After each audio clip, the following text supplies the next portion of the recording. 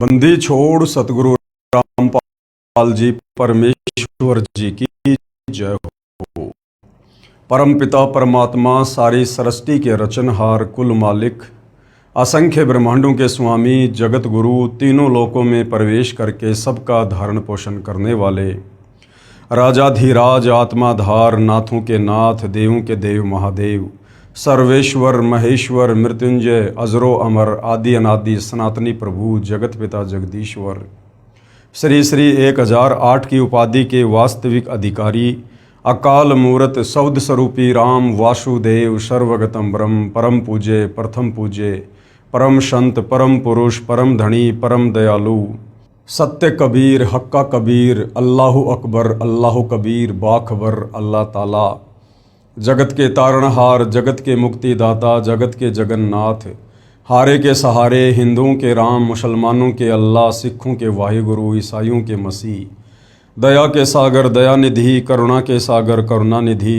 स्वयंभू परिभू संकट मोचन कष्ट हरण मंगल करण दुख भंजन अविगत कबीर निर्विकार निर्विषम परमात्मा अलय अलेख सतगुरु आदि अनादि सतगुरु असली मर्यादा पुरुषोत्तम असली राम असली कृष्ण असली घनश्याम असली मुरारी राजाओं के राजा महाराजाओं के महाराजा शहंशाहों के शहंशाह सम्राटों के सम्राट भगवानों के भगवान अल्लाहों के अल्लाह प्रभुओं के प्रभु मसीहाओं के मसीह सच्चे वाहिगुरु बाबाओं के बाबा पीरों के पीर सेठों के सेठ जगत सेठ सावड़सा सेठ सर्वगुण संपन्न अनंत कोटि कलाओं के स्वामी अनंत कोटि ब्रह्मांडों के नायक योगियों में महायोगी ध्यानियों में महाध्यानी सिद्धों में परम सिद्ध ज्ञानियों में तत्व ज्ञानी ब्रह्म ज्ञानी महाज्ञानी परम ज्ञानी सर्वश्रेष्ठ ज्ञानी विज्ञानी युवा कबीर समर्थ कबीर असमवात अमित ओजा सच्चे रहनुमा करीम अल्लाह सुभान अल्लाह दुनिया के अंतिम पैगंबर 8 सितंबर 1951 से गांव धनाना जिला सोनीपत हरियाणा भारतवर्ष की पावन भूमि पे प्रकट रियल कल्कि भगवान श्री नारायण साकार हरि श्री बाबा साहेब नूर अनंत परमात्मा सच्चे दरवेश सच्चे बाखबर संत श्रोमणी सतगुरु रामपाल जी परमेश्वर जी के चरण कमल में आप और हम सभी भाई बहनों का अनंत कोटि दंडवत प्रणाम। सत्साई भाई और बहनों, बहुत बड़ी दया बहुत बड़ी मेहर पूज्य गुरुदेव भगवान की परमेश्वर रामपाल जी की, जिनके शुभ आशीर्वाद से विशेष आशीर्वाद से उन्हीं के कर कमल से लिखित पवित्र पुस्तक ज्ञान गंगा के ऊपर वीडियो बनाने की श्रृंखला जारी है। इसी श्रृंखला में आज हमारा ये 11वें नंबर का वीडियो है। अभी तक यदि आपने इस पवित्र पुस्तक ज्ञान गंगा पर बन चुके पहले वाले वीडियो नहीं देखे हैं तो आपने अवश्य देखने चाहिए, क्योंकि किसी भी पुस्तक की भूमिका को पढ़े बिना समझे बिना हम आगे उस पुस्तक के विषय में नहीं जान सकते, नहीं समझ सकते। तो भाइयों और बहनों, जो पवित्र पुस्तक ज्ञान गंगा सर्व धर्मों के सर्व पवित्र शास्त्रों से प्रमाणित है, आप और हमें उस पुस्तक को पढ़ने का परमपिता परमेश्वर जी के आशीर्वाद से मौका मिल रहा है और ये मौका हमने चूकना नहीं चाहिए।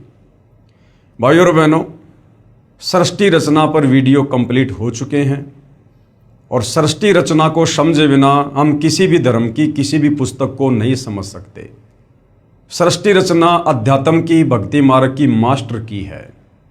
तो सृष्टि रचना पर बन चुके 4 वीडियो आप जियों ने अवश्य देखने चाहिए, ताकि आगे का ज्ञान आपको भली भांति समझ में आ सके। तो भाई और बहनों, आज पूज्य गुरुदेव भगवान के आशीर्वाद से ज्ञान गंगा पर हमारा 11वें नंबर का वीडियो है। प्रत्येक वीडियो में मालिक के आशीर्वाद से हमें बहुत कुछ समझ में आ रहा है। हमारी रुचि भक्ति मार्ग में आगे से आगे बढ़ रही है और जब हम इस पवित्र पुस्तक को पूरा पढ़ लेंगे समझ लेंगे तो निश्चित तौर पर आप जी बगैर नाम दीक्षा के रह नहीं पाएंगे। तो पवित्र पुस्तक ज्ञान गंगा पेज नंबर 76।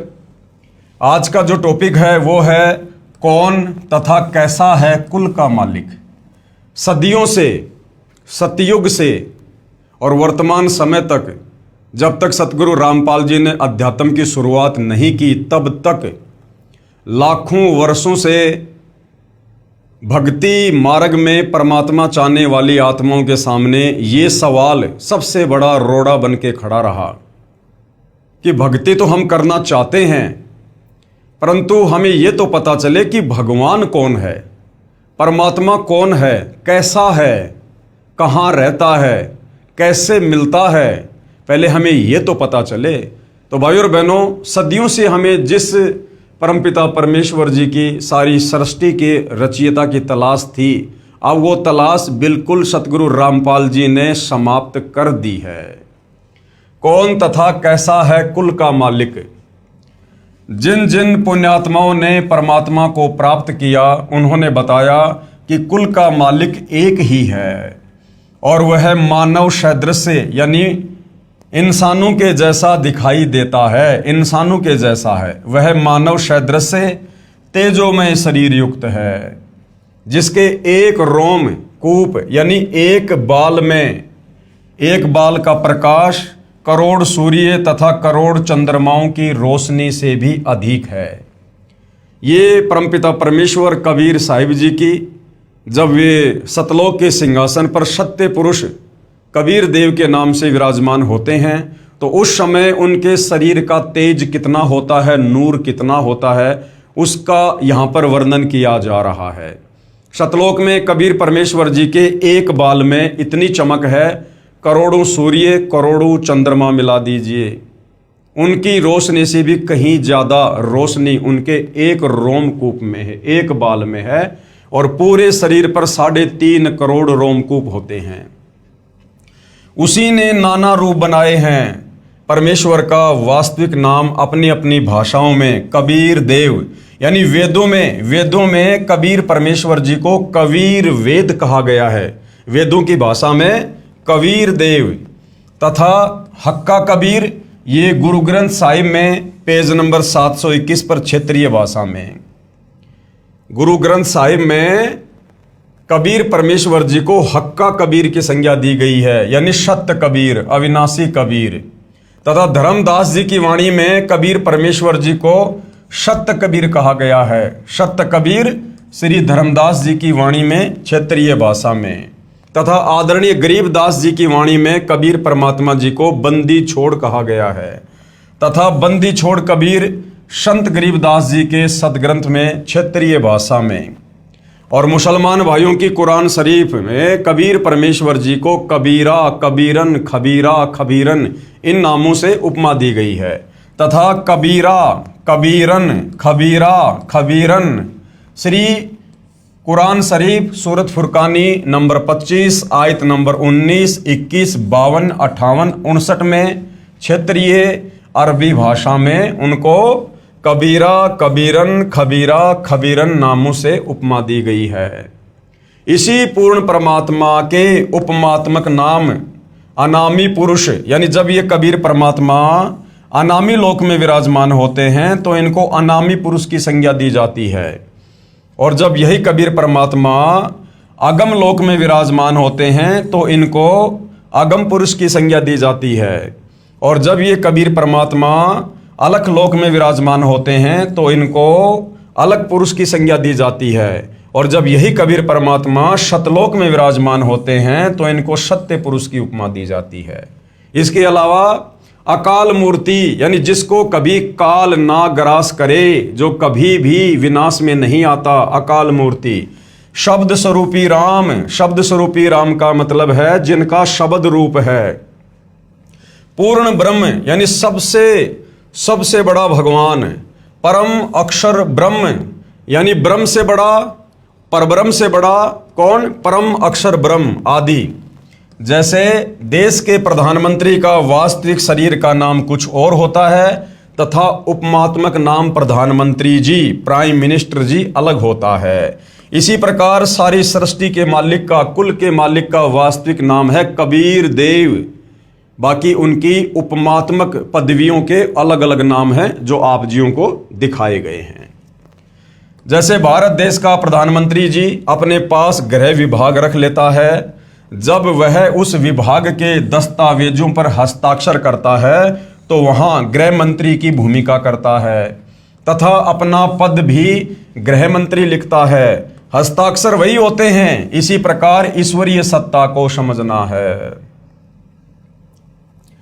जिन संतों व ऋषियों को परमात्मा प्राप्ति नहीं हुई, उन्होंने अपना अंतिम अनुभव बताया है कि प्रभु का केवल प्रकाश देखा जा सकता है। प्रभु दिखाई नहीं देता क्योंकि उसका कोई आकार नहीं है तथा शरीर में धुन सुनना आदि प्रभु भक्ति की उपलब्धि है। यानी भाइयों और बहनों, जिन आत्माओं को तत्वदर्शी संत की शरण प्राप्त नहीं हुई, जिनको तत्व ज्ञान सुनने को नहीं मिला, जिनको सृष्टि रचना के विषय में बताने वाला कोई पूर्ण संत महात्मा नहीं मिला, उन आत्माओं ने प्रयास तो बहुत किया परमात्मा की प्राप्ति का, लेकिन वो प्राप्त नहीं कर पाए और काल तक की साधना करते रहे। ओम नाम के जाप को कबीर परमेश्वर जी का नाम जाप मानकर, पूर्ण परमात्मा का नाम जाप मानकर जपते रहे, तप करते रहे। और इस काल में, क्योंकि सृष्टि रचना इसीलिए बतानी अति आवश्यक थी शुरुआत में, ताकि हम आगे का ज्ञान समझ सकें। क्योंकि ये काल जिसको प्रतिदिन 1 लाख मानव शरीरधारी आत्माओं के, जीवों के सूक्ष्म शरीर से निकली वासना खाने का श्राप कबीर परमेश्वर जी की तरफ से लगा हुआ है, जिस कारण से इसकी मजबूरी हो गई किसी को भी दर्शन ना देने की। और इसने अपनी पत्नी दुर्गा और तीनों पुत्रों ब्रह्मा विष्णु महेश के माध्यम से अपनी पूरी व्यवस्था भोजन की कर रखी है। तो इसने सौगंध खा रखी है कि मैं किसी भी जप से, तप से, ओम नाम के जाप से, किसी भी साधना से, योग से मैं अपने वास्तविक ब्रह्म रूप में दर्शन नहीं दूंगा, काल रूप में दर्शन नहीं दूंगा। जिस कारण से बेचारे ऋषियों ने, मुनियों ने, महात्माओं ने वेदों को पढ़ा और चारों वेदों में इस काल ब्रह्म का ही जाप है। तो उन ऋषि मुनियों ने, महात्माओं ने वेदों से ओम नाम निकालकर पूर्ण परमात्मा का जानकर तप किया और जाप किया। लेकिन भाइयों और बहनों, ये ओम नाम तो इस काल का है, इस ब्रह्म का है, जो ओम नाम के जाप से या अन्य किसी भी विधि से अपने दर्शन भगत को नहीं देता है। और अंत में उन सभी ऋषि मुनियों ने समाज में ये घोषित कर दिया कि भाई परमात्मा निराकार है, उसका केवल प्रकाश देखा जा सकता है। जिस कारण से आज तक कोई ये नहीं जान पाया कि वो एक परमात्मा कौन है, कैसा है, कहाँ रहता है, कैसे मिलता है। आओ विचार करें, जैसे कोई अंधा अन्य अंधों में अपने आप को आंखों वाला सिद्ध किए बैठा हो और कहता है कि रात्रि में चंद्रमा की रोशनी बहुत सुहावनी, मन भावनी होती है, मैं देखता हूं। अन्य अंधे शिष्यों ने पूछा कि गुरुजी चंद्रमा कैसा होता है? चतुर अंधे ने उत्तर दिया कि चंद्रमा तो निराकार है, वो दिखाई थोड़े दे सकता है। कोई कहे सूर्य निराकार है, वह दिखाई नहीं देता, यानी सूर्य स्वयं प्रकाशित है, इसलिए उसका केवल प्रकाश दिखाई देता है। गुरु जी के बताए अनुसार शिष्य 2.5 घंटे सुबह तथा 2.5 घंटे शाम आकाश में देखते हैं, परंतु कुछ दिखाई नहीं देता है। यहाँ पर भाइयों और बहनों, ये राधा स्वामी पंथ के साधकों के लिए बताया जा रहा है, क्योंकि राधा स्वामी पंथ के गुरुओं को नहीं पता कि परमात्मा कैसा है, कैसे मिलता है, उसका आकार कैसा है, उन्हें कुछ नहीं पता। और अपने शिष्यों को कहते हैं कि सुबह शाम 2.5 घंटे आंख कान बंद करके साधना करो, तुम्हें परमात्मा के दर्शन होंगे। तो यहां पर उनके विषय में बताया जा रहा है। गुरु जी के बताए अनुसार शिष्य 2.5 घंटे सुबह तथा 2.5 घंटे शाम आकाश में देखते हैं, परंतु कुछ दिखाई नहीं देता। स्वयं ही विचार विमर्श करते हैं कि गुरु जी तो सही कह रहे हैं, हमारी साधना पूरी 2.5 घंटे सुबह शाम नहीं हो पाती, इसलिए हमें सूर्य तथा चंद्रमा का प्रकाश दिखाई नहीं दे रहा, अर्थात हमें परमात्मा के दर्शन नहीं हो रहे। चतुर गुरु जी की व्याख्या पर आधारित होकर उस चतुर अंधे की ज्ञानहीन व्याख्या के प्रचारक करोड़ों अंधे ज्ञानहीन हो चुके हों, फिर उन्हें आंखों वाला यानी कोई तत्वदर्शी संत बताए कि सूर्य आकार में है भाई और उसी से प्रकाश निकल रहा है, इसी प्रकार चंद्रमा से प्रकाश निकल रहा है। नेत्रहीनों, चंद्रमा के बिना रात्रि में प्रकाश कैसे हो सकता है? यानी जिन साधकों ने, ऋषि मुनियों ने ये कहा कि केवल परमात्मा का प्रकाश देखा जा सकता है, तो परमात्मा ये चंद्रमा का, सूर्य का उदाहरण देकर समझा रहे हैं कि जिस प्रकार सूर्य के बिना सूर्य का प्रकाश नहीं हो सकता, चंद्रमा के बिना चंद्रमा का प्रकाश नहीं हो सकता, इसी प्रकार परमात्मा के बिना, भगवान के बिना उसका प्रकाश भी नहीं हो सकता। यदि प्रकाश है तो वो साकार है, लेकिन तुम्हें दिखाई नहीं दे रहा, ये तुम्हारी भक्ति की कमी है। कोई कहे कि ट्यूबलाइट देखी है, फिर कोई पूछे कि ट्यूब कैसी होती है जिसकी आपने रोशनी देखी है, उत्तर मिले कि ट्यूब तो निराकार है। निराकार होने के कारण दिखाई नहीं देती, केवल प्रकाश देखा जा सकता है। विचार करें, ट्यूब बिना प्रकाश कैसा। यदि कोई कहे कि हीरा स्वयं प्रकाशित होता है, फिर यह भी कहे कि हीरे का केवल प्रकाश देखा जा सकता है, क्योंकि हीरा तो निराकार है, वह दिखाई थोड़े देता है, तो वह व्यक्ति हीरे से परिचित नहीं है, फोकट का जोरी बना बैठा है। जो परमात्मा को निराकार कहते हैं, जो साधक, जो गुरुजन परमात्मा को निराकार कहते हैं कि परमात्मा दिखाई नहीं देता, परमात्मा का कोई आकार नहीं है, और साथ में ये भी कहते हैं तथा केवल प्रकाश देखना तथा धुन सुनना ही प्रभु प्राप्ति मानते हैं, वे पूर्ण रूप से प्रभु तथा भक्ति से अपरिचित हैं। जब उनसे प्रार्थना की कि कुछ नहीं देखा है तुमने, अपने अनुयायियों को भ्रमित करके दोषी हो रहे हो, न तो आपके गुरुदेव के तत्व ज्ञान रूपी नेत्र हैं और न ही आपको, इसलिए दुनिया को भ्रमित मत करो। इस बात पर सर्व ज्ञान रूपी नेत्रों के अंधों ने लठ उठा लिए कि हम तो झूठे, तू एक सच्चा। आज वही स्थिति सतगुरु रामपाल जी महाराज के साथ हो रही है। जब सतगुरु रामपाल जी सृष्टि रचना के माध्यम से तत्व ज्ञान के द्वारा धर्मशास्त्रों को दिखा दिखाकर लोगों को समझाते हैं, तो उन नादान धर्मगुरुओं के अज्ञान का रंग ज़्यादा चढ़ा होने के कारण सतगुरु रामपाल जी के साथ वाद विवाद करते हैं कि हमारे गुरुजी तो सैकड़ों वर्षों से पंथ चला रहे हैं, हमारे पंथ में तो करोड़ों की संख्या में भगत हैं, और तुम तो अभी अभी भक्ति मार्ग में आए हो, तुम्हें क्या पता परमात्मा के बारे में, तुम क्या जानते हो भक्ति के बारे में। तो भाइयों और बहनों, इस विधि से तो आप कभी जिंदगी में परमात्मा के दर्शन नहीं कर पाओगे। अब इस विवाद का निर्णय कैसे हो कि किस संत के विचार सही हैं, किसके गलत हैं। यानी भाई धन धन सतगुरु वाले सही कह रहे हैं, राधा स्वामी पंथ वाले सही कह रहे हैं, जय गुरुदेव वाले सही कह रहे हैं, या निरंकारी पंथ वाले सही कह रहे हैं, या फिर सतगुरु रामपाल जी जो वास्तविक व्याख्या धर्मशास्त्रों से प्रमाणित करके भक्ति और भगवान की बता रहे हैं, या फिर वो सही है। अब इसका निर्णय हम कैसे करें, इसके लिए गुरुदेव भगवान हमें क्या उदाहरण दे रहे हैं। इस विवाद का निर्णय कैसे हो कि किस संत के विचार सही हैं और किसके गलत हैं।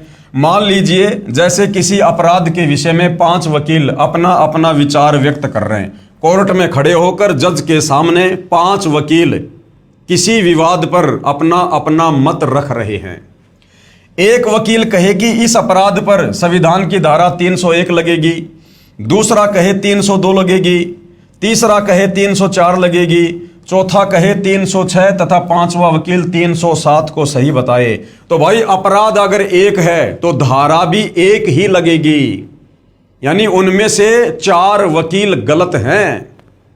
और यदि उन 5 की व्याख्या संविधान से नहीं मिलती है तो फिर 5 वकील ही गलत हैं। तो अगर मुकदमा एक है और वकील है 5 और अपना अपना मत दे रहे हैं, तो 5 सही नहीं हो सकते हैं अगर उनके मत अलग अलग हैं। तो ये 5 ठीक नहीं हो सकते, केवल एक ही ठीक हो सकता है। यदि उसकी व्याख्या अपने देश के पवित्र संविधान से मिलती है, यदि उसकी व्याख्या भी संविधान के विपरीत है, तो 5 वकील भी गलत हो सकते हैं। इसका निर्णय देश का पवित्र संविधान करेगा जो सर्व को मान्य होता है। इसी प्रकार भिन्न भिन्न विचारधाराओं में तथा साधनाओं में से कौन सी शास्त्र अनुकूल है या कौन सी शास्त्र विरुद्ध है, इसका निर्णय पवित्र सदग्रंथ ही करेंगे जो सर्व को मान्य होने चाहिए। आज भारत देश में दुनिया भर के साधु संत महात्मा आचार्य मंडलेश्वर हैं और सबकी व्याख्या भक्ति और भगवान को लेकर एक दूसरे से मेल नहीं खाती है, भिन्न भिन्न है। कोई कहता है कि ओम नाम का जाप करो, कोई कहता है राधे राधे श्याम मिला दो ये जाप करो, कोई कहता है ओम नमे भागवते वासुदेवाय का जाप करो, कोई कहता है हरे राम जय जय राम सीताराम, कोई अकेला सोहम नाम देता है। हर संत की अपनी अपनी अलग अलग व्याख्या है। अब भाइयों और बहनों, इस प्रकार से तो निर्णय नहीं हो सकता। अब हम कैसे निर्णय करें, परमात्मा चाहने वाली आत्मा इस निर्णय पर कैसे पहुंचे कि कौन संत सही है और किसका भक्ति मार्ग सही है। उसके लिए भाई और बहनों, हमने हमारे पवित्र धर्मशास्त्रों को आधार बनाना होगा। जिस प्रकार अपने अपने क्लाइंट को बचाने के लिए दोनों वकील भरकस प्रयास करते हैं और जज दोनों की बातें सुनता है, अंत में जज भारत के संविधान को सामने रखकर कि जो धारा इस पर लगाई गई है उस धारा में क्या सजा है, कितनी सजा है, जो मुकदमा इस पर साबित हो चुका है उसकी क्या सजा है, अंत में उसका निर्णय भारत का संविधान करेगा।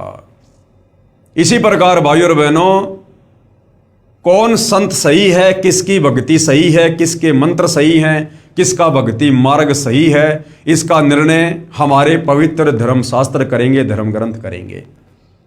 और चारों वेद और गीता जी पूरे विश्व के एक नंबर के धर्म ग्रंथ है, अध्यात्म को लेकर, भक्ति को लेकर।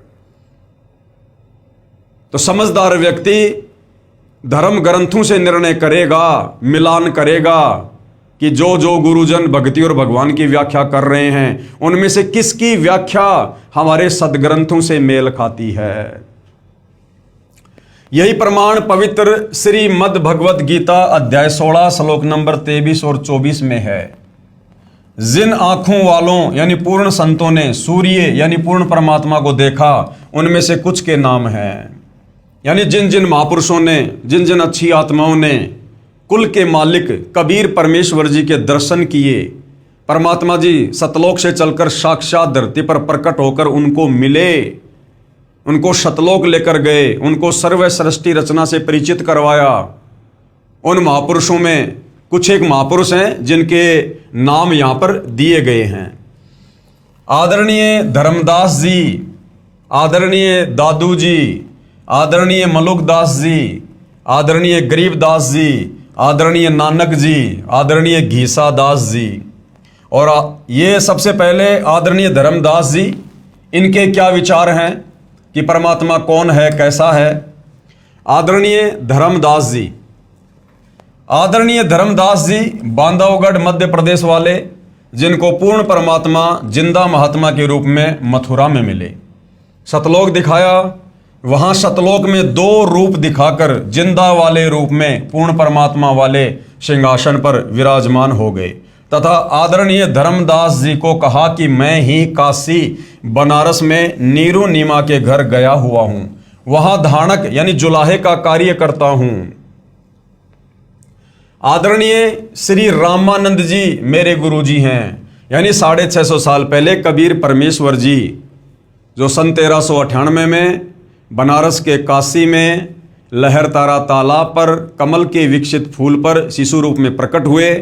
और जब वे 5 वर्ष की लीला में आयु में आए तो उन्होंने सर्वप्रथम पंडित रामानंद जी को अपना मुंह बोला गुरु धारण किया।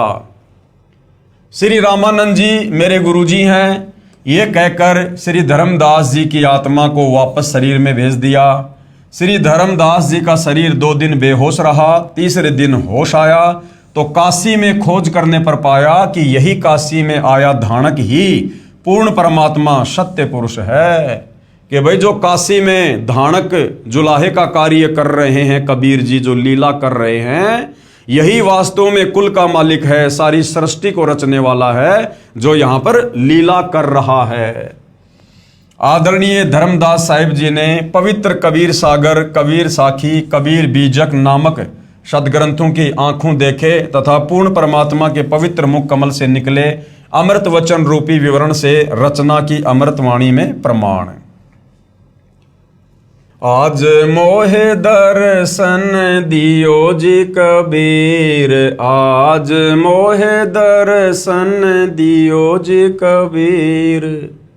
यानी कबीर परमेश्वर जो धर्मदास जी के गुरुजी थे, और जब 1518 में परमात्मा अपनी लीला समाप्त करके सह शरीर सतलोक को गए थे, उसके कुछ वर्षों के बाद धर्मदास जी के मन में थोड़ा दोष आ गया था काल प्रेरणा से।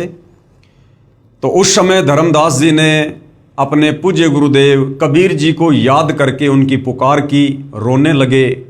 तो कबीर परमेश्वर जो समर्थ परमात्मा है, कहते हैं गोता मारूं स्वर्ग में जा बैठूं पाताल, गरीब दास ढूंढता फिरूं अपने हीरे मोती लाल। एक क्षण में परमात्मा 16 संकोश की दूरी को तय करके और पृथ्वी पर धर्मदास जी के सामने प्रकट हो गए। धर्मदास जी की खुशी का ठिकाना नहीं।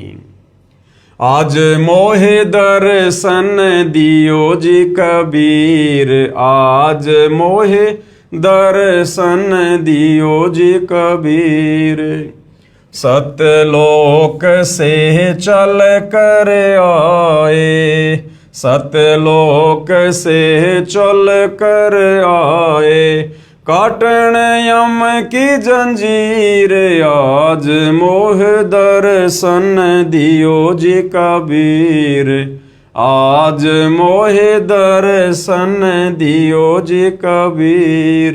कि हे कबीर परमात्मा, आप परमात्मा चाहने वाली आत्माओं के शतलोक से चलकर गति करके धरती पर प्रकट होकर अपना तत्व ज्ञान देकर काल की जम वाली जंजीर काटने के लिए आते हो। थारे दर्शन से मारे पाप कटत हैं, थारे दर्शन से मारे पाप कटत हैं, निर्मल होवे जी शरीर, आज मोहे दर्शन दियो जी कबीर, आज मोहे दर्शन दियो जी कबीर। कहते हैं साधु दर्शन राम का मुख पे बसे सुहाग, और दर्शन उन्हीं को होते हैं जिनके पूर्ण भाग। तो धर्मदास जी कहते हैं कि हे कबीर परमात्मा, हे गुरुदेव, आपके दर्शन मात्र से हमारे युगों युगों के पाप कर्मों का नाश होता है और हमारा शरीर, हमारी आत्मा आपके दर्शन से निर्मल हो जाती है। अमृत भोजन मारे सतगुरु जी मैं, अमृत भोजन मारे सतगुरु जी मैं, शब्द दूध की खीर, आज मोहे दर्शन दियो जी कबीर, आज मोहे दर्शन दियो जी कबीर। कहते हैं साधु भूखा भाव का, धन का भूखा नाही, जो कोई धन का भूखा साधु भी नाही। तो कबीर परमात्मा जी अपने भगत के भाव के भूखे हैं। हिंदू के तुम देव कहाए, हिंदू के तुम देव कहाए, मुसलमान के पीर, आज मोहे दर्शन दियो जी कबीर, आज मोहे दर्शन दियो जी कबीर। 650 साल पहले जब कबीर परमेश्वर जी आए थे और 120 वर्ष तक लीलामय उम्र में यहाँ पर रहे थे, अपने तत्व ज्ञान का प्रचार किया और 64 लाख उनके शिष्य हुए थे। तो उन 64 लाख शिष्यों में हिंदू और मुसलमान दोनों ही उनके सेवक थे। दोनों दिन का झगड़ा छिड़ गया, दोनों धर्मों का झगड़ा छिड़ गया, टोहे ना पाए शरीर, आज मोहे दर्शन दियो जी कबीर, आज मोहे दर्शन दियो जी कबीर। यानी जब 650 साल पहले सन 1518 में 120 साल तक लीला करके कबीर परमात्मा मगर से सशरीर सतलोक को जा रहे थे, उस समय काशी नरेश वीर सिंह बघेल और मगर के नवाब बिजली खान पठान, जो दोनों ही कबीर परमात्मा जी के भगत थे, कबीर परमेश्वर जी के शरीर को लेकर आपस में मरने मारने की सोच बैठे थे कि एक बार कबीर जी शरीर छोड़ दे, सतलोक चले जाएं। उसके बाद वीर सिंह ने सोचा कि इनके शरीर का अंतिम संस्कार हम मुसलमान रीति से करेंगे, और उधर वीर सिंह बघेल सोच रहा था कि हम इस शरीर का अंतिम संस्कार हिंदू रीति से करेंगे। लेकिन कबीर परमात्मा जी अंतर्यामी थे और उस समय भविष्य वक्ताओं ने भविष्यवाणियां कर रखी थी कि ऐसे ऐसे इस समय पर भयंकर हिंदू मुसलमान झगड़ा होगा और करोड़ों लोग कट कट के मरेंगे। अंतर्यामी समर्थ कबीर परमात्मा जी ने ऐसी लीला करी, ऐसा खेल खेला, हिंदू मुसलमान कहाँ आपस में लड़ने झगड़ने की सोच रहे थे और आपस में गले लग लग के सगे भाइयों की तरह रो रहे हैं कि हम नादान गुरुदेव से इतना ज्ञान लेने के बाद और हमारी बुद्धि कहाँ जा रही थी, हम क्या कुछ अनर्थ करने का सोच रहे थे। तो कबीर परमेश्वर जी ने कहा था कि भाई मेरा शरीर तुमको नहीं मिलेगा, लेकिन उनको यकीन नहीं हो रहा था कि शरीर कहाँ जाएगा। तो कबीर परमेश्वर जी ने कहा कि मेरे शरीर की जगह तुम्हें जो भी वस्तु मिले भाई उसको आधा आधा बांट लेना, लड़ना झगड़ना मत। और कबीर परमेश्वर जब सतलोक गए, उसके बाद जब देखा वो चद्दर हटा के जहां पर वो लेटे हुए थे, तो शरीर के आकार में वहां पर फूल ही फूल थे, फूल ही फूल। और हिंदू मुसलमान दोनों ने आपस में आधे आधे बांट लिए। मुसलमानों ने वहां पर अपनी मजार वगैरह बना ली और हिंदुओं ने वहां पर मंदिर बना लिया। तो ये उस समय का ये वर्णन है कि दोनों धर्मों का झगड़ा छिड़ गया और टोए न पाया शरीर। वहां पर कबीर जी का शरीर नहीं मिला, सुगंधित फूल मिले जो दोनों ने आपस में बांट लिए थे। धर्मदास की अर्ज गोसाई, धर्मदास की अर्ज गोसाई, बेड़ा लंगइयो पर लेती रे आज, मोहे दर्शन दियो जी कबीर, आज मोहे दर्शन दियो जी कबीर। अंत में धर्मदास जी कह रहे हैं कि हे कबीर परमात्मा, हे मेरे मालिक, मुझ धर्मदास का बेड़ा पार लगा दियो, यानी काललोक से अपने दास को सतलोक में बैठा दियो। तो कहने का मतलब है वो कुल का मालिक कबीर परमात्मा है, वो सहशरीर है, मनुष्य दृश्य रूप में है। और आदरणीय धर्मदास जी को सतलोक से चलकर और मथुरा में मिले थे, उनको तत्व ज्ञान समझाया था, अपना शिष्य बनाया था। फिर धर्मदास जी को कबीर परमात्मा सतलोक लेकर गए, उनको सर्व व्यवस्था से, सृष्टि रचना से, सर्व ब्रह्मांडों से परिचित करवाया था। उसके बाद धर्मदास जी ने कबीर परमेश्वर की बहुत सारी महिमा की। उसके बाद भाइयों और बहनों, आदरणीय दादू जी अमृतवाणी में प्रमाण, कबीर परमेश्वर के साक्षी, जिस प्रकार आदरणीय धर्मदास जी को कबीर परमात्मा जिंदा बाबा के रूप में मथुरा में मिले थे सतलोक से चलकर, उसी प्रकार आदरणीय दादू जी को भी कबीर परमात्मा सतलोक से चलकर गति करके धरती पर प्रकट होकर जिंदा बाबा के रूप में मिले थे। और उसके बाद आदरणीय दादू जी की आत्मा को धर्मदास जी की तरह सतलोक लेकर गए, सर्व व्यवस्था से, सर्व ब्रह्मांडों से सतलोक से परिचित करवाया। और फिर दादू जी ने किस प्रकार अटूट महिमा अपने गुरुदेव कबीर परमेश्वर जी की अपनी वाणियों के माध्यम से की। आदरणीय दादू जी जब 7 वर्ष के बालक थे, तब पूर्ण परमात्मा यानी कबीर परमेश्वर जिंदा महात्मा के रूप में मिले तथा सतलोक ले गए। 3 दिन तक दादू जी बेहोश रहे। होश में आने के पश्चात परमेश्वर की महिमा की, आंखों देखी बहुत सी अमृतवाणी उच्चारण की। जिन मोकू निज नाम दिया सोए सतगुरु हमारे, दादू दूसरा कोई नहीं कबीर सिरजनहार। दादू जी कह रहे हैं जिस महापुरुष ने मुझे नाम दीक्षा दी, कहते हैं वही मेरा सतगुरु है। और दादू जी कह रहे हैं कि और कोई नहीं, वो खुद कबीर परमात्मा ही हैं जिन्होंने सारी सृष्टि को रचा है। जिन मोकू निज नाम दिया सोए सतगुरु हमारे, दादू दूसरा कोई नहीं कबीर सिरजनहार। दादू नाम कबीर की जय कोई लेवे ओट, उनको कबूला गए नहीं काल बजर की चोट। दादू जी कबीर परमेश्वर जी की महिमा से परिचित होने के बाद अपनी अमृतवाणी में कह रहे हैं कि यदि कोई कबीर परमेश्वर जी का नाम ले लेता है, उनकी शरण में आ जाता है, जब वे तत्वदर्शी संत के रूप में आते हैं, जय कोई लेवे ओट, ओट यानी उनसे नाम दीक्षा लेकर जब कोई उनकी शरण में आ जाता है, कहते हैं उसके बाद उनको कबूल लागे नहीं काल बजर की चोट। इस काल का षड्यंत्र, इस काल का जाल, इस काल की चोट उस भगत के ऊपर फिर नहीं लगती है, इस काल की पार नहीं बसाती है। दादू नाम कबीर का सुनकर कापे काल, नाम भरोसे जो नर चले होवे न बाका बाल। दादू जी कह रहे हैं जब कोई एक बार तत्वदर्शी संत रूप में आए हुए कबीर परमेश्वर जी का नाम ले लेता है तो कहते हैं फिर वो काल भी कांपता है उस भगत से, क्योंकि उसके पास कबीर जी का नाम होता है।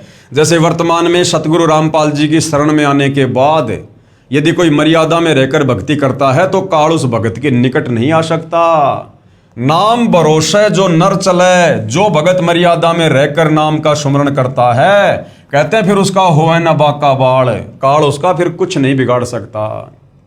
जो जो शरण कबीर के तर गए अनंत अपार, दादू गुण के ता कहे कहत न आवे पार। दादू जी कह रहे हैं मैं उस कबीर परमेश्वर की क्या महिमा करूं, उनकी शरण में आने के बाद तो अनंत आत्माएं काल के जाल से निकलकर सतलोक चली गई। कबीर करता आप है दूजा ना कोई, दादू पूर्ण जगत को भक्ति दृढ़ावे सोए। दादू जी कह रहे कि कबीर परमात्मा के अलावा कोई करता यानी कोई भगवान नहीं है, कोई करतार नहीं है। और पूरे संसार को, पूरे जगत को यदि कोई सत भक्ति देता है तो कबीर परमात्मा ही देता है। ठेका पूरा होवे जब सब कोई तजे शरीर, दादू काल गंजे नहीं जपे जो नाम कबीर। क्या कह रहे हैं दादू जी कि ठेका पूरा होवे जब, यानी जब ये शरीर छूटने का समय आ जाता है तो कहते हैं हर किसी को ये चोला छोड़ना पड़ता है। लेकिन जिसके पास में कबीर परमात्मा जी का नाम होता है, जो तत्वदर्शी संत की शरण में होता है, कहते हैं फिर उसको काल हाथ नहीं लगाता। दादू काल गंजे नहीं जपे जो नाम कबीर। आदमी की आयु घटे तब यम घेरे आए, सुमरण किया कबीर का दादू लिया बचाए। कहते जब इंसान की सांसें पूरी हो जाती हैं, शरीर छूटने का समय आ जाता है और यम के दूत उसे चारों ओर से घेर लेते हैं, लेकिन यदि किसी के पास में कबीर परमेश्वर जी का नाम है, मंत्र है, तो कहते हैं फिर उसके एक सुमरण से वो काल के दूत दूर दूर जाकर गिरते हैं, दूर दूर जाकर उस भगत के निकट भी नहीं आ सकते। कबीर परमात्मा शब्द रूप में उस भगत के साथ में रहता है और अपने भगत को परमात्मा यमदूतों से बचाता है। मेट दिया अपराध सब आए मिले छन माहे, दादू संग ले चले कबीर चरण की छां। यानी कबीर परमात्मा सतलोक से चलकर दादू जी को आकर मिले और उनके सारे अपराधों को क्षण भर में समाप्त कर दिया, नाम दीक्षा देकर अपना भगत बनाकर, और अपने चरणों में दादू जी को जगह दी। सेवक देव निज चरण का दादू अपना जान, भृंगी सत्य कबीर ने कीन्या आप समान। यानी वो कबीर परमात्मा अपने भगत को अपना मंत्र देकर मर्यादाओं में रखकर भक्ति करवाकर उसे अपना जैसा ही बना लेता है सतलोक के लिए।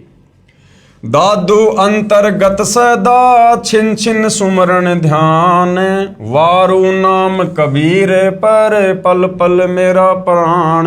यानी कबीर परमेश्वर जी ने मुझे ऐसी भक्ति दे दी है, मोक्ष वाली, मोक्षदायक, कि मैं पल पल अपना सर्वस्व तन मन धन अपने कबीर परमात्मा, अपने गुरुदेव भगवान पर न्योछावर करता हूं। सुन सुन साख कबीर की काल नवावे माथ, धन धन हो तीनों लोक में दादू जोड़े हाथ।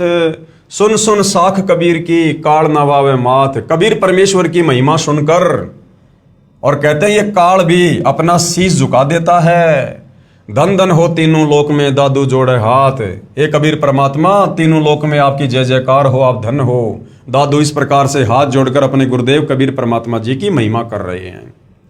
केहरी नाम कबीर का विषम काल गजराज, दादू भजन पर तापते भागे सुनत आवाज। दादू जी अपने कबीर परमेश्वर जी की समर्थता को, महिमा को उजागर करते हुए क्या कह रहे हैं कि कबीर परमेश्वर जी का नाम तो ऐसा है जैसे केहरी, जो शेर होता है, बब्बर शेर, और विषम काल गजराज, और ये 21 ब्रह्मांड का स्वामी, दुर्गा का पति, ये ब्रह्मा विष्णु महेश का पिता, ये काल भी कुछ कम शक्ति नहीं है। इसको समझो हाथियों का राजा गजराज, कबीर परमात्मा को समझो शेरों का राजा केहरी, और काल को समझो हाथियों का राजा गजराज।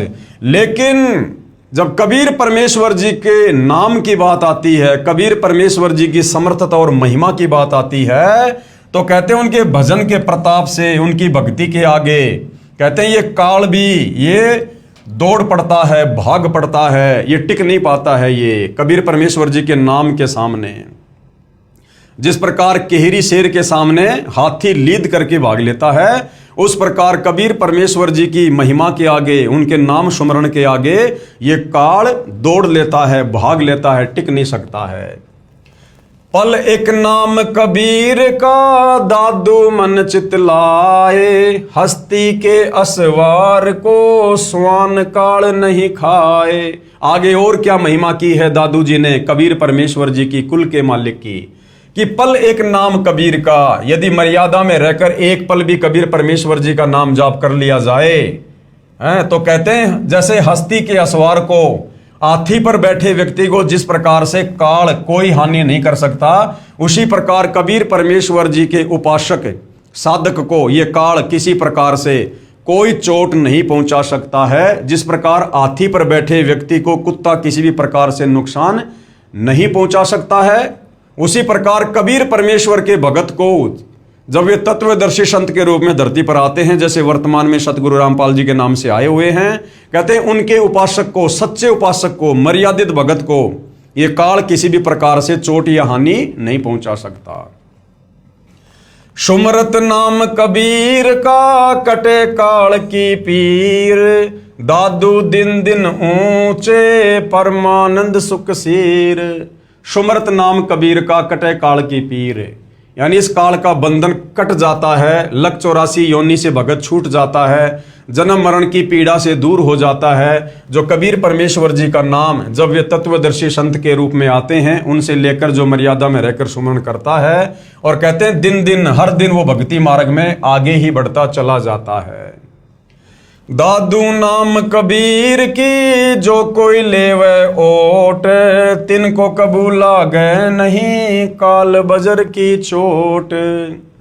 और संत सब कूप हैं केते झरीता नीर, दादू अगम अपार है दरिया सत्य कबीर। यानी अध्यात्म में, भक्ति मार्ग में कबीर परमेश्वर जी का क्या रोल है। दादू जी कह रहे हैं कि जिस प्रकार एक तो कुआं है और एक बहुत बड़ी कोई दरिया है, तो कुएं में तो सीमित पानी होता है, हमारी थोड़ी बहुत आवश्यकता वो कुएं का पानी पूरी कर सकता है। पीने का पानी है, पशुओं के पीने का पानी है, थोड़ा बहुत और कोई काम में आ जाएगा। लेकिन यदि हमने बहुत बड़े क्षेत्र में कोई फसल करनी हो, पानी की बहुत ज़्यादा आवश्यकता हो, तो कहते हैं वो कुआं फिर वहाँ पर फैल हो जाएगा। तो ये जितने भी साधु संत महात्मा, देवी देवता, ये जितने भी ब्रह्मा विष्णु महेश, ब्रह्म परब्रह्म, इनकी क्षमता तो कुएं के जैसी है, अध्यात्म में कुएं के जैसी, जो केवल काम चलाऊ सरकार है। और वो कबीर परमेश्वर तो दरिया है, सागर है, सागर असीमित। यानी उनकी शरण में आने के बाद फिर हमारे हर कार्य कबीर परमेश्वर जी के आशीर्वाद से सफल होते हैं। अब ही तेरी सब मिटे जन्म मरण की पीर, श्वास उसास सुमर ले दादू नाम कबीर। अब ही तेरी सब मिटे जन्म मरण की पीर, यानी जब से हम सतलोक से कबीर परमात्मा जी से बिछुड़कर अपनी गलती के चलते इस काल के साथ 21 ब्रह्मांडों में आए हैं, और असंख्य युगों से हम यहाँ पर जन्म मरण के कष्ट, लक 84 योनियों के कष्ट भोग रहे, उठा रहे हैं। तो दादू जी कहते हैं अब वो तेरी सारी पीड़ा मिट जाएगी, अभी तेरी सब मिटाए जन्म मरण की पीर। क्या करना पड़ेगा? जब कबीर भगवान तत्वदर्शी संत के रूप में आते हैं, उस समय उनसे वो श्वास वाला सतनाम का जाप ले ले और उसका सुमरण कर, तेरी सारी पीड़ा इसी जन्म में समाप्त हो जाएगी। तो भाई वर्तमान में इस पूरी धरती पर एकमात्र तत्वदर्शी संत सतगुरु रामपाल जी हैं, और वो श्वास का नाम केवल सतगुरु रामपाल जी के पास है। और इन्हीं से उपदेश लेने से वो नाम अपना कार्य करेगा, भगत की जन्म मरण की पीड़ को काटेगा। कोई सरगुण में रीझ रहा, कोई निर्गुण ठहराए, दादू गति कबीर की मोते कही ना जाए। जिन मोको निज नाम दिया, सोए सतगुरु हमारे, दादू दूसरा कोई नहीं, वो कबीर सृजनहार। सारी सृष्टि का सृजनहार वो कबीर परमात्मा ही है। उसके बाद भाइयों और बहनों, आदरणीय मलुकदास जी, इनको भी आदरणीय धर्मदास जी और आदरणीय दादू जी की तरह कबीर परमात्मा जी सतलोक से चलकर धरती पर प्रकट होकर मिले थे। इनको अपना तत्व ज्ञान दिया, अपना शिष्य बनाया, इनको भी सतलोक दिखाया। और मलुकदास जी ने भी अपनी अमृतवाणी में कबीर परमेश्वर जी की कलम तोड़ महिमा की है। आदरणीय मलुकदास जी कबीर देव के साक्षी 42 वर्ष की उम्र में श्री मलुकदास साहिब जी को पूर्ण परमात्मा मिले तथा 2 दिन तक श्री मलुकदास जी अचेत रहे, यानी उनको सतलोक लेकर गए थे परमात्मा, नीचे उनका शरीर अचेत था। फिर निमन वाणी उच्चारण की, जपो रे मन साहेब नाम कबीर, जपो रे मन साहेब नाम कबीर। क्या कह रहे हैं मलुकदास जी कि हे भाई, हे मेरे मन, अगर काल के 21 ब्रह्मांडों से मुक्ति चाहिए, जन्म मरण से छुटकारा चाहिए, गधा कुत्ता शुअर बनकर उन महाकष्टों से छुटकारा चाहिए, तो कहते हैं कबीर परमेश्वर जी का नाम जाप कर ले। जब वे तत्वदर्शी संत के रूप में आते हैं, उनसे दीक्षा लेकर अपनी आत्मा का कल्याण करवा ले। जपो रे मन सतगुरु नाम कबीर, जपो रे मन साहेब नाम कबीर। एक समय गुरु बंसी बजाई कालंदरी के तीर, एक समय गुरु बंसी बजाई कालंदरी के तीर। सुर नर मुनि जन थक गए, रुक गया दरिया नीर, जपो रे मन साहेब नाम कबीर, जपो रे मन परमेश्वर नाम कबीर। अपने गुरुदेव की, कबीर परमात्मा की महिमा बताते हुए आदरणीय मलुकदास जी क्या कह रहे हैं? क्योंकि भाइयों और बहनों, ये मलुकदास जी पहले श्री कृष्ण जी यानी श्री विष्णु जी के उपासक थे, जब तक ये कबीर परमात्मा जी की शरण में नहीं आए थे। तो मलुकदास जी ने श्री कृष्ण जी की महिमा करते हुए और कबीर जी से कहा कि हे गुरुदेव, हे परमात्मा, श्री कृष्ण जी के विषय में हम सुना करते हैं कि वो ऐसे ही बांसुरी बजाया करते थे कि आसपास के पशु पक्षी भी उनकी बांसुरी की मधुर आवाज सुनने के लिए आ जाया करते थे। तो कबीर परमात्मा तो हर प्रकार से अपने भक्तों की शंका का समाधान करते हैं, निवारण करते हैं। तो कबीर परमात्मा जो मलुकदास जी के गुरुजी थे, उन्होंने कहा कि चल भाई, आज हम भी जमुना जी के किनारे और आपको बांसुरी बजा के दिखाते हैं। तो कबीर परमेश्वर जी ने ऐसे हाथ किया और ऊपर से बांसुरी उनके हाथ में आ गई। और कबीर परमेश्वर जी ने जब वो बांसुरी बजाई तो क्या व्याख्या की है फिर आगे? एक समय गुरु बंसी बजाई कालंदरी के तीर, कालंदरी यानी यमुना के तीर यानी किनारे बैठकर। एक समय गुरु बंसी बजाई जमुना जी के तीर, एक समय गुरु बंसी बजाई यमुना जी के तीर। सुर नर मुनि जन थकत भये वो रुक गया दरिया नीर, जपो रे मन सतगुरु नाम कबीर, जपो रे मन साहेब नाम कबीर। तो मलुकदास जी ने क्या देखा? जब कबीर परमेश्वर जी ने बांसुरी बजाई तो ऐसी मनमोहिनी आवाज, धुन, कहते हैं वो पशु पक्षी तो छोड़ो, सुर यानी देवता, ऊपर के लोगों से देवता भी आकर बैठ गए वहां पर, इतने मंत्र मुग्ध हो गए। नर मुनिजन ये 9 नाथ 84 सिद्ध ये भी पृथ्वी पर आ गए उतर के उस मनमोहिनी आवाज को सुनकर। और तो और जमुना जी का पानी भी रुक गया दरिया नीर। जमुना जी का पानी भी, जैसे पानी की वो बर्फ जम जाती है, इस प्रकार से यमुना जी का पानी भी ठहर गया, रुक गया। पशु पक्षियों की तो बात छोड़ो, आसपास के पेड़ पौधे भी हरे भरे हो गए, हरे भरे। जब कबीर परमेश्वर जी ने बांसुरी बजाई तब मलुकदास जी की शंका दूर हुई कि हाँ भाई, श्री कृष्ण जी वाली बांसुरी तो इस समर्थ कबीर परमात्मा जी की बांसुरी वाली धुन के सामने कुछ भी नहीं है।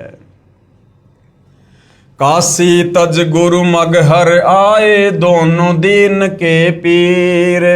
काशी तज गुरु मगहर आए दोनों दीन के पीर। कोई गाड़े कोई अग्न जरावे ढूंढा ना पाया शरीर। जपोरे मन सतगुरु नाम कबीर। जपोरे मन साहेब नाम कबीर। यानी वही महिमा कर रहे हैं जो धर्मदास जी ने की कि काशी तज गुरु मगहर आए। 120 साल की उम्र में सन 1518 में जब परमेश्वर जी सतलोक जा रहे थे तो काशी से पैदल यात्रा करके और मगहर को आए।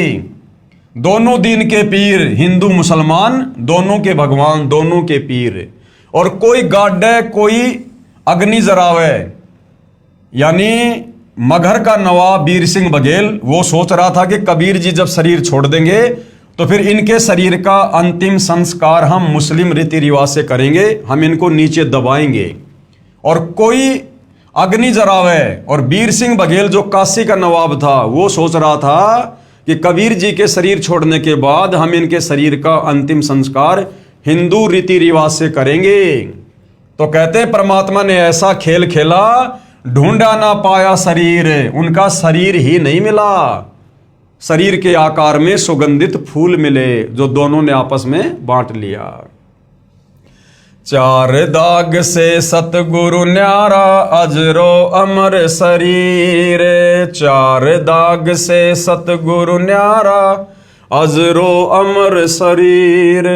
दास मलूक सलूक कहते हैं खोजो कसम कबीर। जपोरे मन साहेब नाम कबीर। जपोरे मन परमेश्वर नाम कबीर। मलुकदास जी ने क्या महिमा गाई अपने गुरुदेव की कि चार दाग से सतगुरु न्यारा।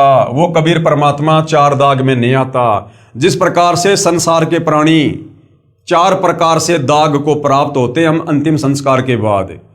कोई जमीन में गाड़ता है, कोई अग्नि में जराता है, कोई पानी में बहा देता है, कोई ऊंचे स्थान पर डाल देता है। तो कहते हैं वो कबीर परमात्मा इस प्रकार से मृत्यु को प्राप्त नहीं होता। उनका तो अजरो अमर शरीर है, वो तो सह शरीर आते सह शरीर जाते हैं। और दास मलूक सलूक कहते हैं, यानी मलुकदास जी कह रहे हैं मैं अपने होशो हवास में कह रहा हूं, खोजो खशम कबीर। उस कबीर परमेश्वर की खोज कर लो। जब वे तत्वदर्शी संत के रूप में आते हैं उनसे उपदेश ले लो और अपनी आत्मा का कल्याण करवा लो, काललोक से बाहर निकल लो। इसी प्रकार भाइयों और बहनों, वो कुल का मालिक कौन है, कैसा है, कहां रहता है, कैसे मिलता है, क्या उसकी महिमा है। आदरणीय गरीबदास जी ने भी कबीर परमेश्वर जी के दीदार के बाद उपरोक्त महापुरुषों की तरह उनकी महिमा की है। आदरणीय गरीबदास जी छुडानी जिला जज्जर हरियाणा वाले अपनी अमृतवाणी में ये प्रमाण देते हैं, प्रभु कबीर यानी कबीर देव के साक्षी। आदरणीय गरीबदास जी का आविर्भाव सन 1717 में हुआ तथा साहिब कबीर जी के दर्शन 10 वर्ष की उम्र में सन 1727 में नला नामक खेत में हुए तथा सतलोकवास सन 1778 में हुआ। आदरणीय गरीबदास जी को भी परमात्मा कबीर साहिब जी सह शरीर जिंदा रूप में मिले, यानी सतलोक से चलकर आए, सह शरीर मिले। आदरणीय गरीबदास जी अपने नला नामक खेतों में अन्य साथी ग्वालों के साथ गाय चरा रहे थे, जो खेत कबलाना गांव की सीमा से सटा है। ग्वालों ने जिंदा महात्मा के रूप में प्रकट कबीर परमेश्वर से आग्रह किया कि आप खाना नहीं खाते हो तो दूध ग्रहण करो, क्योंकि परमात्मा ने कहा था कि मैं अपने सतलोक यानी अपने गांव सतलोक से खाना खाकर आया हूं। तब परमेश्वर कबीर जी ने कहा कि मैं कुंवारी गाय का दूध पीता हूं। जो वेदों में परमेश्वर की महिमा लिखी है कि जब वो परमात्मा प्रत्येक युग में शिशु रूप में कमल के फूल पर प्रकट होता है तो उनके परवरिश की लीला कुंवारी गायों के दूध से होती है। बालक गरीबदास जी ने एक कुंवारी गाय को परमेश्वर कबीर जी के पास लाकर कहा कि बाबा जी, ये बिना ब्याई यानी ये कुंवारी है, ये कैसे दूध दे सकती है। तब कबीर देव यानी कबीर परमेश्वर जी ने कुंवारी गाय अर्थात बछिया की कमर पर हाथ रखा। अपने आप कुंवारी गाय अधन्या धेनु, वेदों में जिसको अधन्या धेनु यानी जो बिना धनाई होती है, उसके थनों से दूध निकलने लगा। पात्र भरने पर रुक गया। वह दूध परमेश्वर कबीर जी ने पिया तथा प्रसाद रूप में कुछ अपने बच्चे गरीबदास जी को पिलाया तथा सतलोक के दर्शन कराए। यानी गरीबदास जी की आत्मा को शरीर से निकालकर सतलोक लेकर गए। सतलोक में अपने दो रूप दिखाकर फिर जिंदा वाले रूप में कुल मालिक रूप में सिंहासन पर विराजमान हो गए तथा कहा कि मैं ही 120 वर्ष तक काशी में धानक जुलाहा रूप में रहकर आया हूं। मैं पहले भी हजरत मोहम्मद जी को भी मिला था। पवित्र कुरान शरीफ में जो कबीरा, कबीरन, खबीरा, खबीरन, अल्लाह अकबर आदि शब्द हैं वे मेरा ही बोध कराते हैं, यानी वो मेरा ही नाम है। तथा मैं ही श्री नानक जी को बेई नदी पर जिंदा महात्मा के रूप में मिला था। मुसलमानों में जिंदा महात्मा होते हैं, वे काला चोगा यानी ओवरकोट जैसा घुटनों से नीचे तक तथा सिर पर चोटे वाला काला टोपा पहनते हैं। तथा मैं ही बलक शहर में नरेश यानी बलक शहर के बादशाह श्री इब्राहिम सुल्तान आदम जी तथा श्री दादू जी को मिला था। तथा चारों पवित्र वेदों में जो कबीर अग्नि, कबीर देव, कबीर अंगारी आदि नाम है वो मेरा ही बोध है। कबीर वेद हमारा भेद है। कबीर परमात्मा कहते हैं चारों वेदों में मेरा भेद है कि कोई परमात्मा और है, उसका नाम कबीर है। मैं मिलूं वेदों से नहीं, लेकिन इन चारों वेदों में मेरी प्राप्ति का मार्ग नहीं है। और जौन यानी जिस वेद से मैं मिलूं वो वेद जानते नहीं। और जिस पांचवें वेद सूक्ष्म वेद में मेरी प्राप्ति की पूरी जानकारी है उसको ये चारों वेद नहीं जानते हैं। और वो सत्य जानकारी कबीर परमात्मा फिर खुद ही सतलोक से चलकर धरती पर तत्वदर्शी संत के रूप में प्रकट होकर यथार्थ रूप से सृष्टि रचना के माध्यम से सर्व धर्मों के सर्व पवित्र शास्त्रों को खोल खोल कर बताते हैं। जैसे वर्तमान में वही कबीर परमात्मा सतगुरु रामपाल जी के नाम से 8 सितंबर 1951 को धरती पर प्रकट होकर आज आप और हमें बता रहे हैं, समझा रहे हैं। मैं ही वेदों से पहले भी सतलोक में विराजमान था। गांव छुडानी, जिला झज्जर, हरियाणा में आज भी उस जंगल में जहां पूर्ण परमात्मा का संत गरीबदास जी को मानव शरीर में साक्षात्कार हुआ था, एक यादगार विद्यमान है। आदरणीय गरीबदास जी की आत्मा अपने परमात्मा कबीर बंदी छोड़ के साथ चले जाने के बाद उन्हें मरा हुआ जानकर चिता पर रखकर जलाने की तैयारी करने लगे। उसी समय आदरणीय गरीबदास जी की आत्मा को पूर्ण परमेश्वर कबीर जी ने शरीर में प्रवेश कर दिया। 10 वर्षीय बालक गरीबदास जीवित हो गए। उसके बाद उस पूर्ण परमात्मा का आंखों देखा विवरण अपनी अमृतवाणी में सदग्रंथ नाम से ग्रंथ की रचना की। उसी अमृतवाणी में प्रमाण कि कुल का मालिक कौन है, सबका परमेश्वर कौन है, सारी सृष्टि को रचने वाला कौन है। गरीब अजब नगर में ले गया हमको सतगुरु आण, जिल के बिंब अगाध गति सूते चादर ताण। आदरणीय गरीबदास जी कबीर परमेश्वर का साक्षात्कार होने के बाद उन्होंने क्या महिमा की है कि दुनिया वालों परमात्मा कौन है, भगवान कौन है। अजब नगर में ले गया यानी मेरे शरीर से मेरी आत्मा को निकालकर वो कबीर परमात्मा अजब नगर यानी सतलोक में ले गया। हमको सतगुरु आण यानी सतलोक से चलकर सतगुरु आए और मेरी आत्मा को शरीर से निकालकर वापस सतलोक ले गए। और जिलके बिंब अगाध गति यानी मैं सतलोक की क्या महिमा कहूं, वहां तो झिलमिल झिलमिल है, वहां का तो नजारा ही अलग है। हम सूते चादर ताण और सर्व ज्ञान से परिचित होकर, सर्व ब्रह्मांडों से परिचित होकर और सूते चादर तान कर सोना, यानी निश्चिंत हो जाना कि भाई जो भक्ति हमें कबीर जी ने दे दी है, जिस भक्ति से हमारा मोक्ष होगा, कल्याण होगा, काल के लोक से छुटकारा होगा। और भाई हमने तो अपनी आंखों से सतलोक देख लिया और इस काल के सर्व ब्रह्मांडों को देख लिया, नरक को, स्वर्ग को, सब देख लिया। अब भाई हम निश्चिंत हो गए कि कबीर परमेश्वर की भक्ति से निश्चय हमें सतलोक मिलेगा। और अब हम अपनी भक्ति में लो लगाए हुए हैं। अनंत कोटि ब्रह्मांड का एक रति नहीं भार, सतगुरु पुरुष कबीर है कुल के सिरजनहार। आगे कबीर परमेश्वर जी की महिमा करते हुए आदरणीय गरीबदास जी क्या कह रहे हैं कि अनंत कोटि ब्रह्मांड है, अनंत करोड़ ब्रह्मांड है कबीर परमेश्वर जी के अंतर्गत, जिन्होंने सारी सृष्टि को रचा है। लेकिन एक रति नहीं भार, इन ब्रह्मांडों का कबीर परमात्मा जी के लिए रति भर भी वजन नहीं है। रति भर भी उनकी वचन शक्ति से सब हवा में घूम रहे हैं, चल रहे हैं।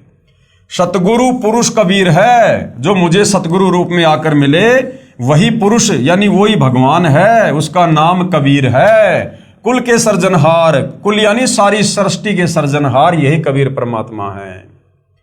गबी ख्याल विशाल सतगुरु अचल दिगंबर थीर है, भक्ति हेत आने काया धर आए, अविगत सत कबीर है। कि वो कबीर परमात्मा जिनकी क्या महिमा कहूँ, जो सतलोक में हैं, विराजमान हैं, वहाँ रहते हैं, अजरो अमर शरीर है। कहते हैं वो आप और हमें भक्ति देने के लिए अपनी तेज पुंज वाली देह को हल्का करके और यहाँ पर हमें भक्ति प्रदान करने के लिए आते हैं। भक्ति हेत काया धर आए, अविगत सत्य कबीर। हरदम खोज हनोज हाजिर त्रिवेणी के तीर है, दास गरीब तबीब सतगुरु बंदी छोड़ कबीर हैं। यानी आत्मा का एकमात्र वैद्य, आत्मा का एकमात्र डॉक्टर ये बंदी छोड़ कबीर परमात्मा जी हैं, जो काल के बंधनों से छुड़वाएंगे, जन्म मरण के रोग से छुड़वाएंगे। हम सुल्तानी नानक तारे दादू को उपदेश दिया, जात जुलाहा भेद न पाया, काशी माहे कबीर हुआ। गरीब सब पदवी के मूल हैं, सकल सिद्धि हैं तीर, दास गरीब सतपुरुष भजो, अविगत कला कबीर। यानी कबीर परमेश्वर जी के बराबर सिद्धि युक्त इस सृष्टि में अन्य कोई नहीं है और एकमात्र उन्हीं की भक्ति करनी चाहिए। जिंदा जोगी जगत गुरु मालिक मुर्शद पीर, दहु दिन झगड़ा मंडा पाया नहीं शरीर। यानी वो ही मगर वाली बात, जब कबीर परमात्मा सह शरीर सतलोक को जा रहे थे तो दोनों दिन यानी दोनों धर्म हिंदू मुसलमानों में आपस में झगड़ा होने वाला था, लेकिन ऐसी लीला की परमात्मा ने पाया नहीं शरीर, उनका शरीर नहीं मिला, शरीर के आकार के सुगंधित फूल मिले जो दोनों ने आपस में बांट लिए। गरीब जिसको कहते कबीर जुलाहा, सब गति पूर्ण अगम अगाहा। जिसको कबीर जुलाहा कहकर लोगों ने रिजेक्ट कर दिया था, वो तो सर्वगति पूर्ण है, वो तो अविगत परमात्मा है, सर्व का सर्जनहार है, उनकी महिमा तो अगम अगाध है। उपरोक्त वाणी में आदरणीय गरीबदास साहिब जी महाराज ने स्पष्ट कर दिया कि काशी वाले धानक यानी जुलाहे ने मुझे भी नामदान देकर पार किया। यही काशी वाला धानक ही सत्य पुरुष यानी पूर्ण ब्रह्म है, कबीर परमात्मा है। परमेश्वर कबीर ही सतलोक से जिंदा महात्मा के रूप में आकर मुझे अजब नगर यानी अद्भुत नगर सतलोक में लेकर गए, जहां पर आनंद ही आनंद है, कोई चिंता नहीं, जन्म मृत्यु नहीं, अन्य प्राणियों के शरीर में कष्ट आदि का शोक नहीं, क्योंकि वहां पर 84 लाख योनियां नहीं। इसी काशी में धानक रूप में आए सत्य पुरुष ने यानी कबीर जी ने भिन्न भिन्न समय में प्रकट होकर आदरणीय श्री अब्राहिम सुल्तान अधम तथा आदरणीय दादू जी व आदरणीय नानक जी को भी सतनाम देकर पार किया। वही कबीर देव जिसके एक रोमकूप में यानी एक बाल में करोड़ों सूर्य जैसा प्रकाश है तथा मानव सदृश शरीर है। अति तेजोमय अपने वास्तविक शरीर के ऊपर हल्के तेजपुंज का चोला यानी भद्रा वस्त्रा अर्थात तेजपुंज का शरीर डालकर हमें मृतलोक मनुष्य लोक में पृथ्वी लोक में आकर मिलते हैं, क्योंकि उस परमेश्वर के वास्तविक स्वरूप के प्रकाश को चरम दृष्टि सहन नहीं कर सकती। उस परमेश्वर के वास्तविक तेज को, नूर को, जिनके एक बाल में करोड़ों सूर्य जितना प्रकाश है, हमारी ये चरम दृष्टि, ये आंखें सहन नहीं कर सकती। भाई और बहनों, गर्मी के समय में, दोपहर के समय में ये जो सूर्य होता है, हम इसकी तरफ भी 5 सेकंड लगातार बड़ी मुश्किल से देख पाते हैं। और जिस परमेश्वर के एक बाल में इसके जैसे करोड़ों सूर्यों से भी ज्यादा रोशनी है और प्रकाश है, भला वो परमात्मा अगर अपने वास्तविक तेजोमय रूप में धरती पर आ भी जाए तो भी हम उनको नहीं देख पाएंगे। यहां पर भाई और बहनों, हम अपनी इस चरम दृष्टि से यहाँ जो भूत प्रेत वगैरह सूक्ष्म रूप में घूमते रहते हैं, हम उनको नहीं देख पाते। उस कबीर परमेश्वर को हम कैसे देख पाएंगे? तो कबीर परमेश्वर स्वयं ही अपने दर्शन करवाता है, अपने तेजोमय रूप के ऊपर हल्का तेजपुंज का रूप धारण करके तत्वदर्शी संत के रूप में हमें यहाँ पर आकर दर्शन देते हैं, ज्ञान देते हैं। जैसे वर्तमान में सतगुरु रामपाल जी के रूप में उनके नाम से यहाँ पर विद्यमान है। आदरणीय गरीबदास जी ने अपनी अमृतवाणी में कहा है, सर्व कला सतगुरु साहिब की हरि आए हरियाणे नू। भावार्थ है कि पूर्ण परमात्मा कबीर हरि यानी कबीर देव जिस क्षेत्र में आए उसका नाम हरियाणा अर्थात परमात्मा के आने वाला पवित्र स्थल, जिसके कारण आसपास के क्षेत्र को हरियाणा यानी हरियाणा कहने लगे। सन 1966 को पंजाब राज्य के विभाजन होने पर इस क्षेत्र का नाम हरियाणा पड़ा। लगभग 236 वर्ष पूर्व कही वाणी 1966 में सिद्ध हुई कि समय आने पर यह क्षेत्र हरियाणा प्रांत नाम से विख्यात होगा, जो आज प्रत्यक्ष प्रमाण है।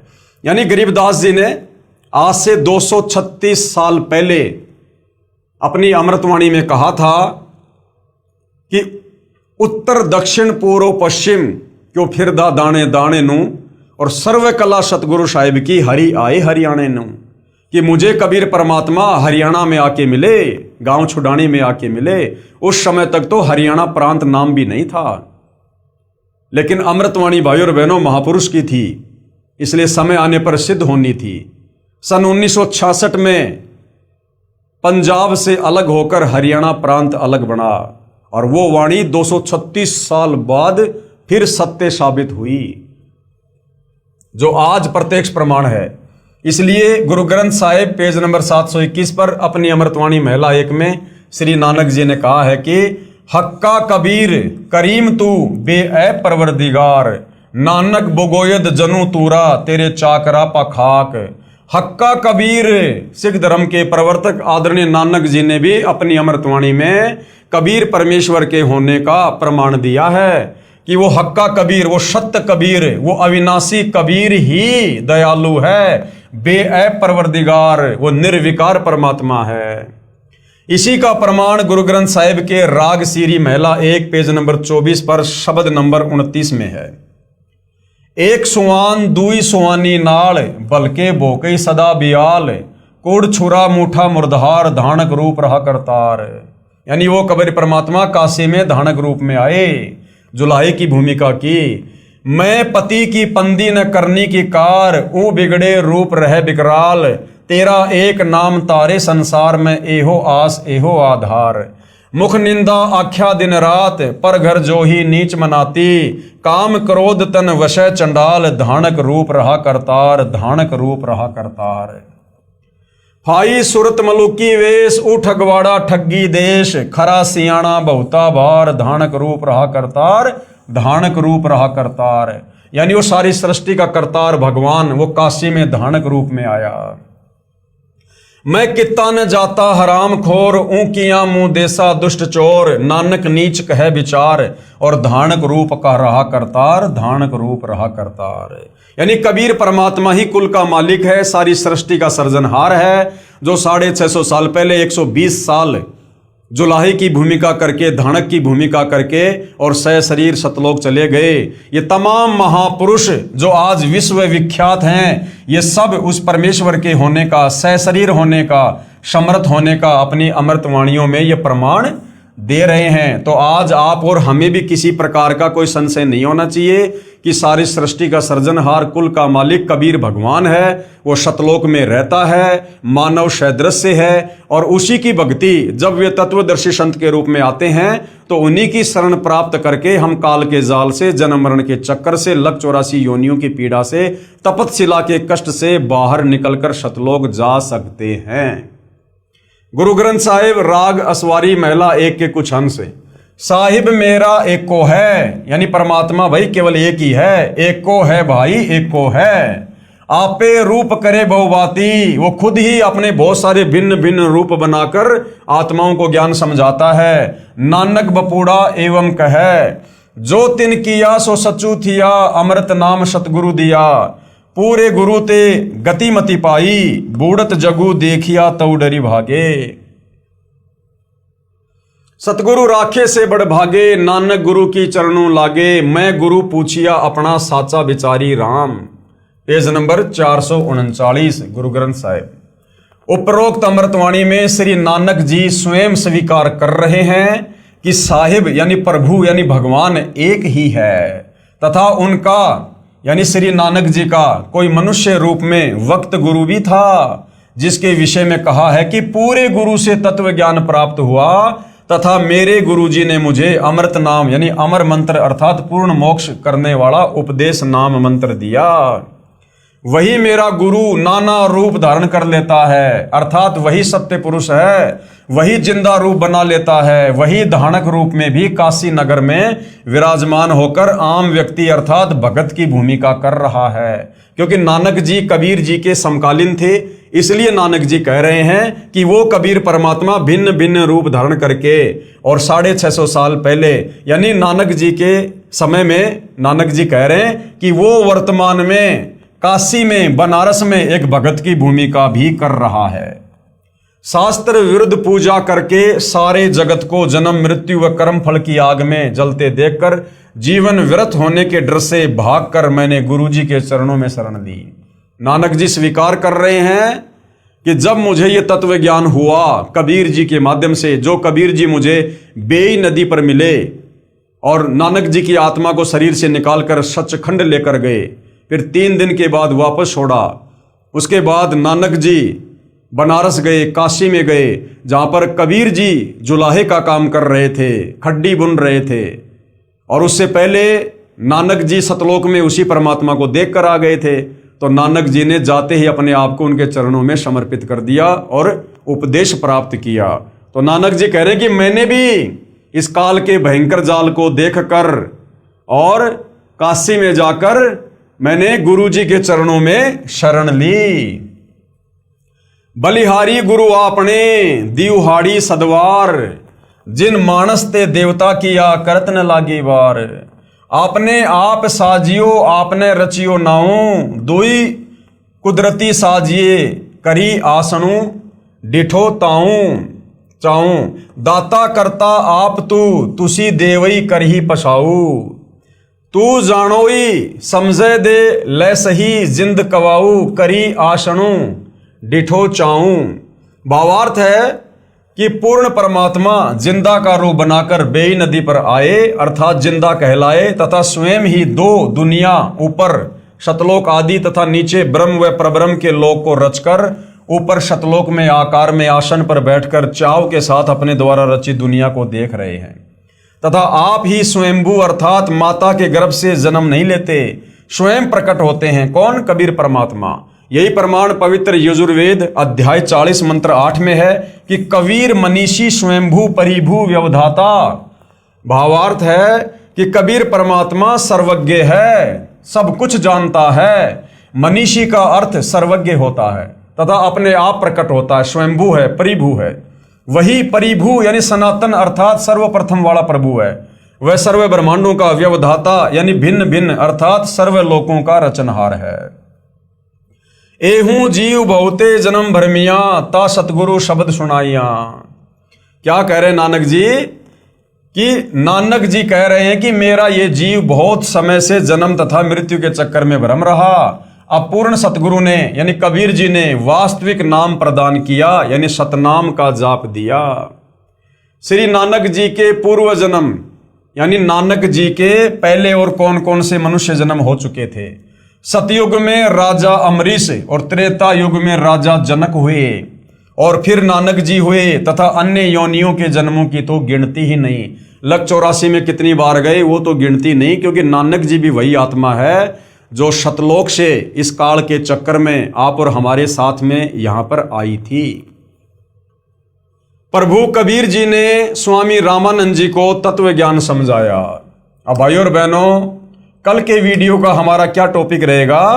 प्रभु कबीर जी ने यानी सारी सृष्टि के मालिक, कुल के मालिक कबीर परमात्मा जी ने, जो सतलोक में रहते हैं, सहशरीर हैं, मानव सदृश्य हैं, तत्वदर्शी संत के रूप में जगत को सृष्टि का ज्ञान देने के लिए, काललोक से छुड़वाने के लिए यहां पर आते रहते हैं। तो उस परमात्मा कबीर जी ने स्वामी रामानंद जी को तत्व ज्ञान समझाया। आदरणीय रामानंद जी जो काशी में हुए हैं, कबीर परमात्मा के समकालीन थे, कबीर परमेश्वर जी के मुंह बोले गुरुदेव थे। उनको भी कबीर परमात्मा जी ने 5 वर्ष की उम्र में, जब पंडित रामानंद जी की 104 साल की उम्र थी, उस समय कबीर परमात्मा 5 वर्ष की लीला में उम्र में थे। और पंडित रामानंद जी जो चारों वेदों के, 18 पुराणों के, गीता जी के प्रकांड ज्ञाता थे, उनको कबीर परमेश्वर जी ने अपने तत्व ज्ञान के आगे नतमस्तक कर दिया। और पंडित रामानंद जी ने कबीर जी से उपदेश प्राप्त किया, लेकिन जगत की दृष्टि में पंडित रामानंद जी कबीर जी के गुरु बने रहे। तो ये क्या कबीर परमात्मा जी की लीला थी। और फिर पंडित रामानंद जी ने भी अपने गुरु, अपने गुरुदेव कबीर जी की कलम तोड़ महिमा की है और आदरणीय गरीबदास जी ने उसको अपनी अमृतवाणी में लिपिबद्ध किया है। इसके विषय में भाइयों और बहनों हम कल के लाइव वीडियो में समझेंगे, क्योंकि ये पवित्र पुस्तक ज्ञान गंगा है। हम धीरे धीरे इसमें आगे बढ़ेंगे, धीरे धीरे हम इसको समझेंगे। और जो कबीर परमेश्वर सतगुरु रामपाल जी हमें समझाना चाहते हैं अध्यात्म के विषय में, हम उसको जानेंगे, समझेंगे और सतगुरुदेव भगवान से उपदेश प्राप्त करके अपनी आत्मा का कल्याण जो है करवाएंगे। तो भाइयों और बहनों, इतने सारे महापुरुष जिनको कबीर परमात्मा, कबीर देव सतलोक से चलकर गति करके क्षण भर में इस पृथ्वी पर प्रकट होकर जो इन महापुरुषों को मिले, इनको ज्ञान समझाया, इनको सतलोक का दर्शन करवाया, ताकि आज आप और हम आत्माओं को इनके द्वारा लिखे इन ग्रंथों को पढ़कर, इनकी अमृतवाणियों को पढ़कर हमें विश्वास हो कि वास्तव में वो कुल का मालिक, सारी सृष्टि का सृजनहार कौन है। और जब इन महात्माओं को मिला, इनको ज्ञान दिया, आज वही ज्ञान, वही शास्त्र प्रमाणित ज्ञान सतगुरु रामपाल जी दे रहे हैं। वही मंत्र जो कबीर परमेश्वर जी ने इन महापुरुषों को दिया और इनकी आत्मा का कल्याण हुआ, वही मंत्र, वही ज्ञान, वही समाधान, वही भक्ति मार्ग आज सतगुरु रामपाल जी हमें दे रहे हैं। और एकमात्र पूरी पृथ्वी पर वही मंत्र, वही ज्ञान, वही समाधान, वही भक्ति मार्ग सतगुरु रामपाल जी के ही पास है। दूसरा कोई विकल्प, कोई तरीका इस काल के 21 ब्रह्मांड से बाहर निकलने का नहीं है। तो भाइयों और बहनों, यदि ये अमृत ज्ञान समझ में आ रहा है तो आप जी अविलंब सतगुरु रामपाल जी से उपदेश प्राप्त करें और अपनी आत्मा का कल्याण करवाएं। तो आज के वीडियो में भाइयों और बहनों केवल इतना ही। कल परमेश्वर जी के आशीर्वाद से हम फिर सेवा में हाजिर होंगे। तब तक गुरुदेव भगवान हम सबको आज्ञा दे, आशीर्वाद दे, सद्बुद्धि दे, मार्गदर्शन करे। बंदी छोड़ सतगुरु रामपाल जी परमेश्वर जी की जय हो।